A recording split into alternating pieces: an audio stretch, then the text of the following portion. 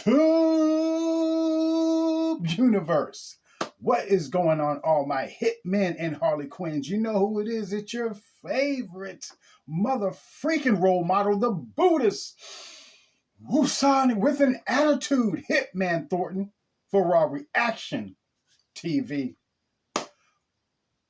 It's coming down to the wire, people. It is coming down to the wire. One more episode left. Woo, this episode got your boy in the feels. It got me in the feels, people. Before I even get started, you already know. And if any new subscribers, any new viewers, welcome to the Temple of Zen. I'm here residing in the Bat Cave. Anyway, hit that subscribe button and the bell icon so you will be alerted when all my videos drop. All right, so let's get right to it. Falcon and the Winter Soldier. The Falcon and the Winter Soldier, episode titled Truth. And this obviously is kind of directed towards the Black Captain America comic titled Truth, red, white, and black. All right. So anyway, let's get right to it. The show opens up with basically Agent Douche Walker basically taking place after the aftermath of the last episode of him going all buck wild on the Flag Smasher with the shield because, you know, his boy got killed. His partner, Walker, Lamar, got killed. Got me slipping. All right. So he's running, you know, and ends up ends up stopping in this warehouse. You know, his mind's playing tricks on him. He hears his boy's voice in his head. He hears his friend's voice in his head, Lamar, just going on and on. I am Captain Man. He just snapped. He has cracked. And then comes two, snaps back into it. It's like, all right, got to go to work. It's like he's just disregarding all that happened. Bucky, Sam catch up to him, let him know, hey, man, what you did, no, we can't have that. And he's like, what's the problem? Let's get back to work. We got to go after him. It's like, no, you need to chill. You need to calm down. You just went ape shit. All right? You need to chill. And they basically was asking him, you got to give up the shield. And Walker's like, oh, so that's what this is about. And next thing you know, bam, they get into it. Especially after Bucky says, especially after when Walker first says, you don't want to do this. And Bucky's like, yeah, we do. Okay, because Sam tries to get all counselor on him, tries to talk him down. He ain't hearing it. So, bam, they get into it. It was a good fight. It was a good brawl superhero fight. 1 minute, Walker has the upper hand, then Sam and Buck have the upper hand. They just go back and forth. Because Walker is jacked up with a super soldier serum. That's the other thing that's probably twisting his mind up. Because he's not used to having that in his system. What's that word I'm looking for? Unaware of what the side effects of having that serum in your system could be. Because, hasn't been tested. Nobody's there to monitor him. So, yeah. So it's probably altering his state of mind as well. Other than just his body. So, and he's already been unhinged to begin with. So, they go at it. They go back and forth. They squabbing. Even at one point where Douche has Sam down, going off on him. I am Captain America.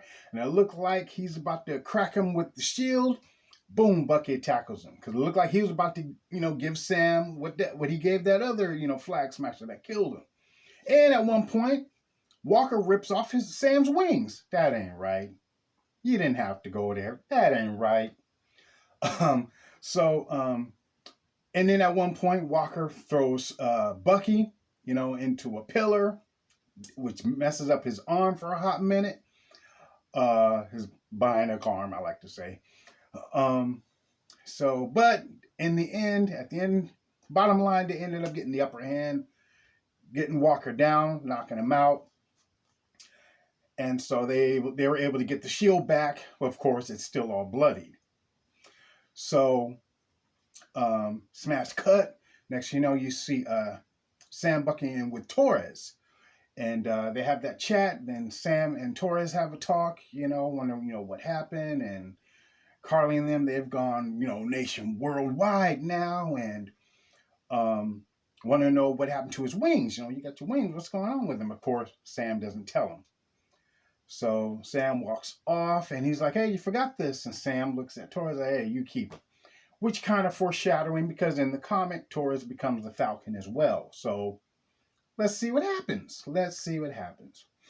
So, smash cut. Next thing you know, you have the trial of Walker, Agent Douche, basically facing the consequences because of what he did.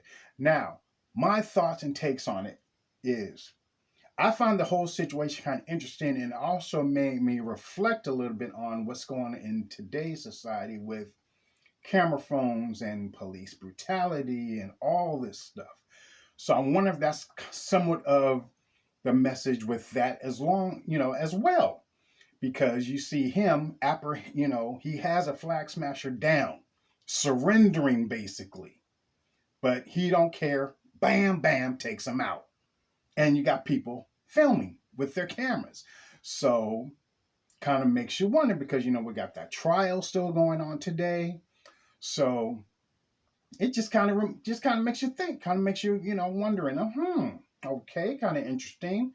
That's probably their little take on the situation, But still, it's kind of cool when they if you have some good writing and good storytelling, when they're able to ground in the superhero genre, when they're grounded into what's going on in reality as well. So, and if it's done well. So it's kind of cool when they do it like that, because it kind of reflect and people can relate, And so, but anyway, you have Walker up there, and they're basically telling him, and I think it's most likely they're just upset because it got on film and went viral worldwide. So the government has to save face, and obviously he's the scapegoat, throwing him under the bus. And even though he's a douche, but you kind of feel for him, because he's like, whoa, I did what you were ordered me, what you trained me to do, what you ordered me to do. Okay, I'm Captain America. This is what you guys wanted. This is what you wanted me to do. What, seriously? So, and also kind of, they stripped him of his rank, his benefits, and that also kind of reflects of what's going on today on how some of the military's vets are treated. Veterinarians are treated. Veterans, I said veterinarians. Yes, caught me slipping again. Veterans are treated and going on in today's society. So that was like, whoa, that's kind of hitting close to home for some people, I'm sure, that's watching it. So he walks out, and they're, saying to him, you better return that shield, because obviously they don't know he lost it. And obviously they don't know that he's juiced up as well. So, So him and his lady, his woman up there consoling him and talking to him, saying, hey, one thing at a time. You still got to go speak to Lamar's parents, family, let them know what happened, all that. Next thing you know, we see some footsteps walking up. Camera pans up, and it's Julia Louis-Dreyfus, Elaine, and Veep, if you saw her other works after Seinfeld and Tales of Old Christina, or whatever that title is. Very interesting seeing her on this show. And that's one thing that I like seeing on these type of shows and movies, because you've had a lot of actors and other filmmakers kind of hate on the superhero boom. Because back in the day, years back, 80s, 90s, even 70s, it was very spurts. It was just very, once in a blue moon or a millennia do you get a superhero movie out of nowhere. It's like, whoa, and it's a big thing. Just like with Star Wars, that was one of those phenomenal things that was just like, whoa, this is awesome. So, but now it's like since 2000, the late 90s hit, bam, bam, bam, bam, bam. And especially since you get some filmmakers, producers, and writers who respect the comic book genre and know how to tell a good story, character development. It's not all about the bells and whistles, Michael Bay, Transformers, um, and the other prior superhero movies after Batman Returns and all that. Not saying that Batman or second Batman, but the ones that followed. Yeah, Judge Dredd with Stallone and Spawn. Oh God, um, movies like that. Except for Blade. Blade was off the chain. But I'm just saying, and my whole point is that it's good that these type of movies and TV shows have came about because it gives other actors and actresses out there who aren't getting the good gigs like most established actors and actresses are, who are getting a second chance in their career of starring in shows and movies like this because it gives them a boost again.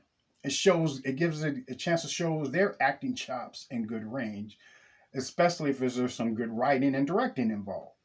So it's just awesome seeing her again. And she's a fabulous actress to begin with, and comedic actress as well. And anyway, so sorry to go off on that little tangent.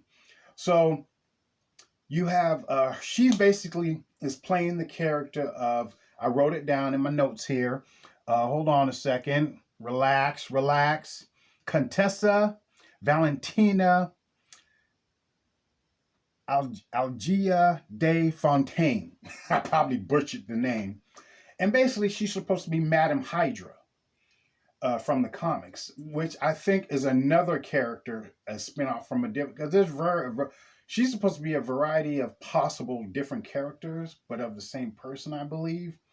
But that's basically who she's supposed to be playing, and she's basically playing a higher up government official, and I believe she's filling in the spot that normally would have been for Gary Shandling, R.I.P., who passed away, because Gary Shandling was in the second Iron Man movie, and also he was in Civil War. And he tragically passed away. So I believe she's filling in the spot he would have been in, I believe. So, but anyway, she basically's coming in, and so basically I think she's going to be a female evil Nick Fury, I believe, because there's been rumors, and I've been hearing rumblings of the Thunderbolts, Thunderbolt Ross. And there is a comic called the Thunderbolts, Thunderbolt Ross's people. And also, I heard rumblings of a possible Dark Avengers that she might, be recruiting for. So, who knows? It could be for the Thunderbolts or it could be for the Dark Avengers. We will see. But anyway, she's talking to Walker, and it's very interesting that she knows that he took the serum. She even said she would have killed the guy as well. So she's aware that he took the serum. She's aware that he doesn't have the shield anymore. So this is very interesting. Okay, it's getting deep, and we only got one more episode left. So my guess is we will be seeing more of her down the road. This ain't the only show I believe we'll see her character in. Okay, so she basically, gives her card to his wife because she just, who are you? Blah, blah, blah. Saying, the only good thing that you have done besides marrying this firecracker here is taking my phone call. So obviously she will be contacting him. And she gave a card that has nothing on it, which was hilarious. But it could be one of those trick cards, like you got to put up to a light or get it wet, then maybe it'll reveal something. Who knows? So after that, we go to Carly and her people. They get to that refugee spot that their little foster mom passed away at, that all the refugees were at, the camp. They all were taken by the GRC. So now she's even more pissed. And that, all right, now it's full blown. Okay, we going to war, people. We are going to war. That's basically what she's saying. So the next smash cut, you go to Zemo and Bucky. Zemo is at a statue of what happened in Sokovia, Iron Man 2, Age of Ultron. It's like a big memorial to the people that died. And Bucky finds him there. And it seemed like Zemo wanted Bucky to kill him. And as he's there, Zemo says, "Oh, you're here, okay." And I decided not to kill you. And Bucky's like, "Oh yeah, okay, I'm relieved." Yeah, he really don't gonna do nothing. And like Zemo is trying to play his little mind games with him to see if he would do it. And Bucky pulls a gun on him and basically is pretending that he's having a hard time pulling the trigger, but he's not. He's just showing Zemo that, hey, I beat my programming. I am not that person anymore. And, he dumps the bullets. The next thing you know, the Dora Milaje show up. So Bucky kept his promise, turned him over to them. And, they take him off. So basically, they're going to take him to the Raft, which is that huge underwater prison that Thunderbolt Ross has or owns or whatever. It was in Civil War. That's where Falcon, Wanda, I believe Hawkeye, and all of them were taken before, Steve, broke him out of there. So, so that's basically where, Dora Milaje is going to take him, which, as I understand, is where Thunderbolt Ross may create his Thunderbolts from. Who knows? But it would be very interesting to see where all that goes. Because it would be cool to see the Thunderbolts, and it would be cool to see the Dark Avengers, whichever route they may decide to take. All right. So, and before they left, AO basically says to Bucky, why is it you stay out of Wakanda for a while? Lay low, because everybody's still a little salty of you busting him out. Okay. But I guess eventually later on down the road, he will be welcomed back. But for the time being, it's not good. It's not a good time right now. So just lay low. And before they left, Bucky says, "Hey, need to do you ask one more favor." So the next, smash cut to it shows Sam back in, the hood going to see Isaiah. You see his grandson out there playing hoops with some people, and who's supposed to be the Patriot later on down the road when they start the Young Avengers. But basically, Sam goes to see Isaiah basically just to find out his story, what happened, why basically to find out why he's so upset and all that. What's his story? And first he brought the shield, but he doesn't even want to see it. Don't even take it out. I'm feeling salty about that shield and the Stars and Stripes, which is legit. Again, goes back into reality on how some black folks, African Americans, especially if they served in the military back in the day, in the 50s during the Korean War and all that, and how they were treated after they served by society. So, again, basically Isaiah tells Sam his story about what happened to him. And again, basically it goes into the red, white, and black, truth comic of Black Captain America. So basically, when Steve Rogers went into the ice, they had to get a new Captain America. So they basically was testing it on, black soldiers. Hence, again, like I said before, Tuskegee experiments. Google it. Google it, people. All right? Tuskegee experiments. Google it.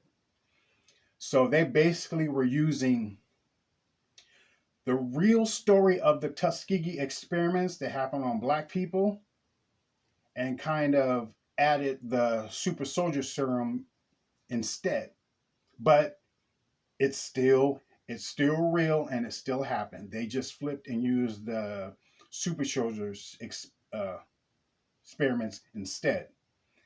And he basically, him and all his people in his unit were experimented on. They used the different versions of the serum on them. And some of them survived the experiment. Some of them didn't. Then later on, there were side effects. And then bottom line, in the end, he was the only one left that survived. And they tested it on him for years to find out why it worked on him and didn't on the others. And at one point, when his men were captured, even though they were juiced up with the serum, they were sent on missions. And one of the missions, people got captured. His men got captured. And he heard some of the brass, some of the, generals and all them talking about blowing up the place where the POWs were to hide the evidence of them being tested on. He heard that. He broke out, went and rescued them, brought them back. And kind of similar to the Captain America movie, when Steve Rogers did the exact same thing. But Steve was treated as a hero for doing it. Isaiah wasn't. Do the math, people. Do the math. So, it's just a really, really sad story. And the actor, Lumley, I believe his last name, I forgot his first name, did a phenomenal job at this role. And it also said that he was locked up. His wife died while he was locked up. She was told that he was killed. She wrote him letters that he never received. And this nurse took pity on him, obviously knew his story. She helped him escape, forged paperwork to say that he was dead. And then she gave the black box that had all the letters and stuff that she wrote him. And man, it's a really, really sad story. It really is. Man, it really is. Can't imagine. So, and on top of that, he's really bitter towards America. And Sam is just like choked up about to, and he's like, man, we got to tell somebody. We got to tell him your story. And Isaiah's like, no, don't. Leave me dead.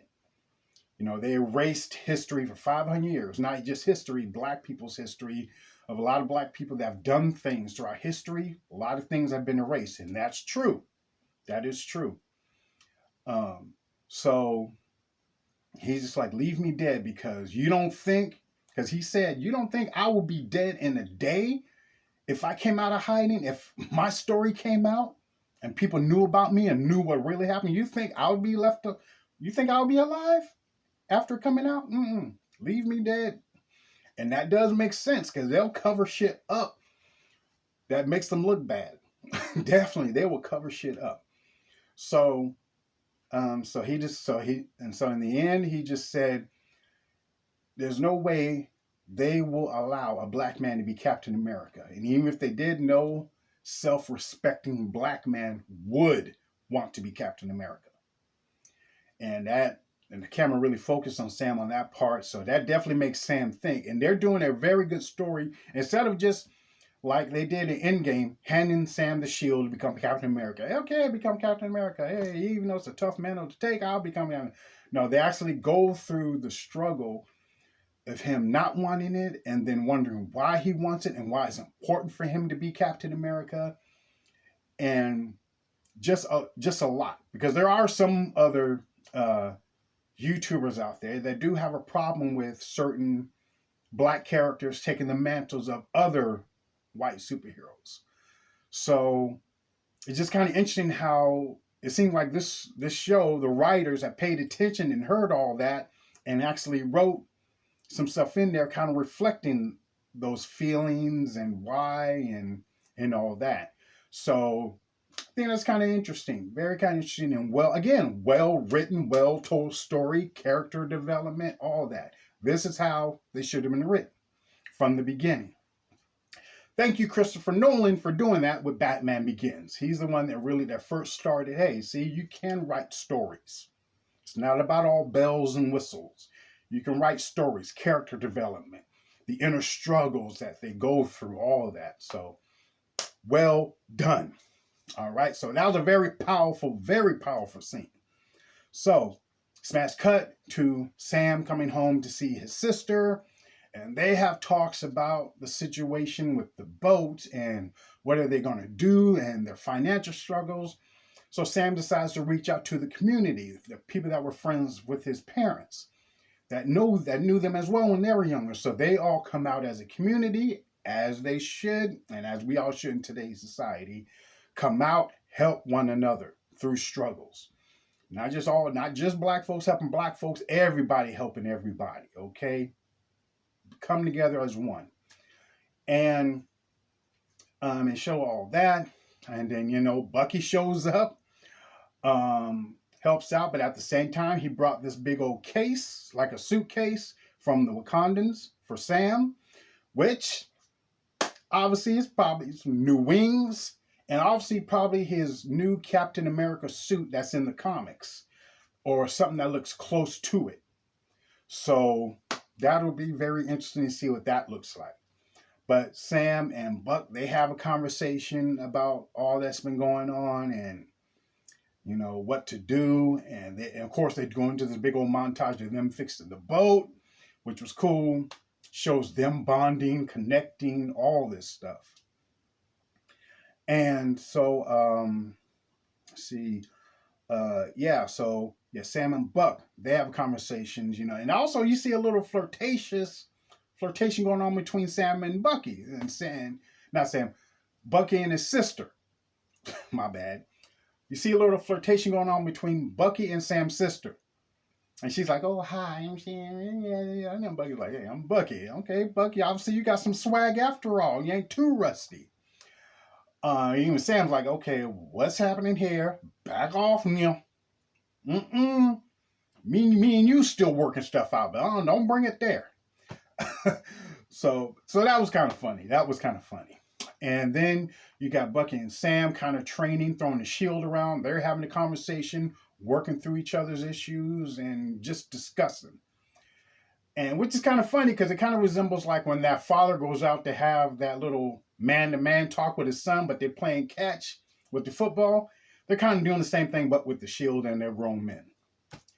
And it's kind of cool how Bucky pretty much said to Sam, when Steve told me what he was going to do, neither one of us really gave thought what it would like to be for a black man being handed this shield. So, he apologized. Well, I owe you an apology. But and then Bucky explains, to me that shield is family. Basically saying Steve was his best friend. He was family. The shield is all that's left of, Steve. Even though Steve's old now, they kind of sound like he's passed away, but he's just old, off somewhere. Maybe up there in the space station with Nick. Who knows? But he's just basically saying this shield is family. This is all that's left, for me. And so, which is deep because you kind of feel for Bucky and understanding where he's coming from. And Sam goes into his, counseling thing because he counsels soldiers coming back from the war. So it's interesting how what Bucky was trying to go through with the other therapist, Sam kind of got through all of that in one day.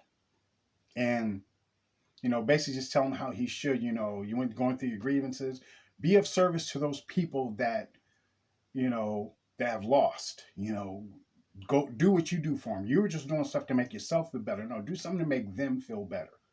Be of service to them, that kind of stuff. So that was deep. And that was kind of cool. And then they go their separate ways after saying, if they had that talk and we'll be there for each other, blah, blah, blah. If you need me, I'm there for you, that kind of thing. Then, Sam and his sister go in and talk more. She finally decides she doesn't want to sell the boat. It's legacy, it's family, kind of reflecting with the shield about Sam giving up the shield.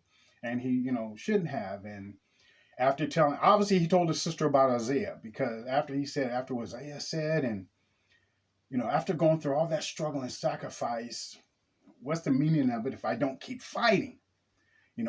As that cliche saying goes, be the change you want to see in the world. So it looks like Sam finally accepts wanting to be Captain America, wanting to use the shield and all that. So it goes through in a big old training montage that he goes through with that, which is kind of cool as well.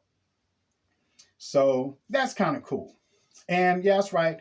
I skipped over. Then there's another scene where you see it cuts to Sharon making a phone call, talking to someone over the phone. And it's obviously Sharon's been doing a lot of shady stuff since she's, been on the run. She's doing what she got to do to survive. You still got people, is she a power broker? Is she not the power broker? Even when Julia Louis-Dreyfus showed up on the scene, you got people wondering if she's a power broker. So who knows? My money is on, hopefully it's the Mandarin, because he's supposed to be coming up in Shang-Chi down the road. And when that film, hits theaters. So interesting, very interesting. That's where my money is. But I hope it's neither one of them two. Keep the guesses going.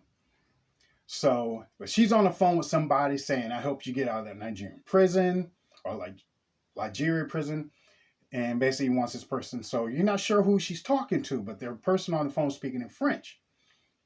The next you know, you smash cut to Carly, and Carly is now in New York.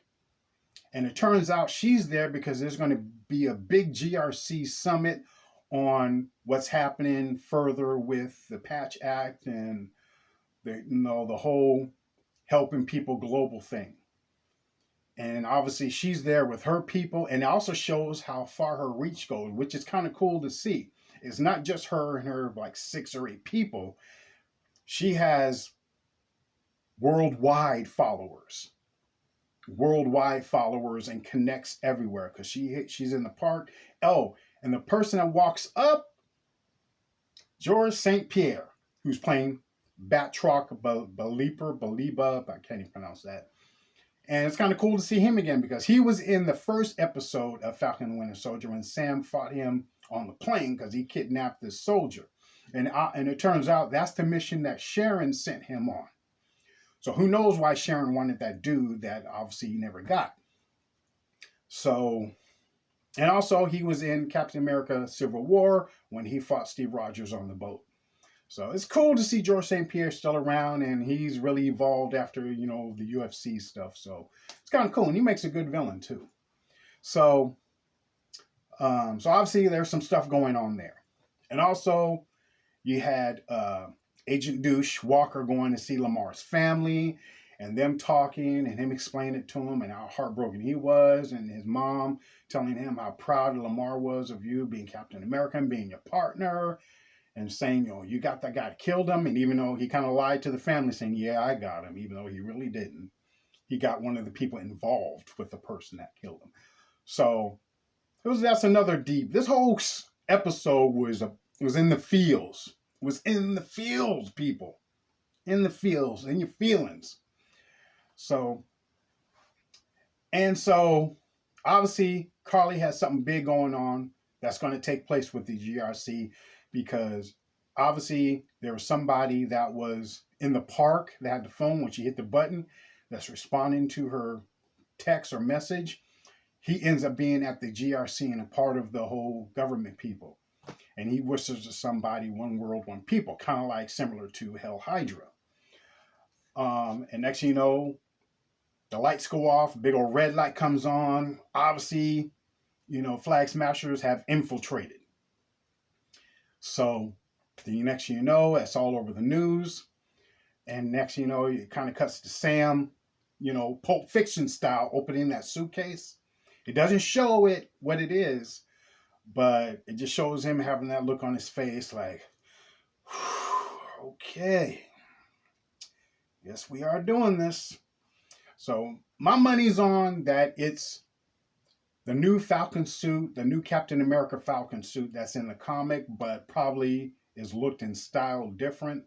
So that's what my money on that it is. And hopefully he's got vibranium wings too, so that'd definitely be badass.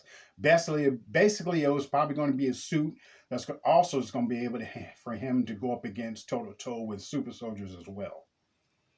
So, and then, fade to black, credits run, but there's also a post-credit scene where it shows Walker making himself a Captain America shield.